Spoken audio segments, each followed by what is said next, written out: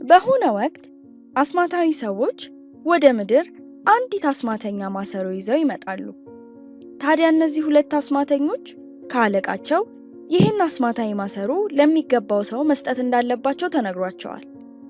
እናም እኚህ አስማተኞች ይህን ማሰሮ ለሚገባው ንጹህ ልብ ላለው ሰው ለመስጠት በደመና ተጭነው ጉዞ ቀጥለዋል። ነገር ግን ከጠበቁት በላይ ቀና ልብ ያለውን ሰው በቀላሉ ማግኘት አልቻሉም ነበር። እንደው ይሄን አስማታዊ ማሰሮ መቼ ይሆን ለሚገባው ሰው አግኝተን የምንሰጠው? ቆይ አሁን ትክክለኛውን ሰው ያገኘነው ይመስለኛል። እስኪ ተመልከች። ከደመናው በታች አንዲት ማሰሮ የያዘች ሴት ወደ ሐይቁ ዳርቻ እያመራች ነበር። ልጅቷም በእጆቿ በያዘችው ማሰሮ ውሃውን ትቀዳ ጀመር።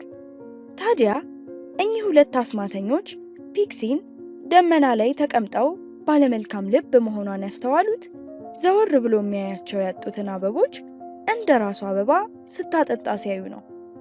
በተጨማሪም ለቡችሎችም ለድመቶችም ቢሆን ፒክሲ ውሃ ተሸክማ መታ ማጠጣት አይሰለቻትም ነበር።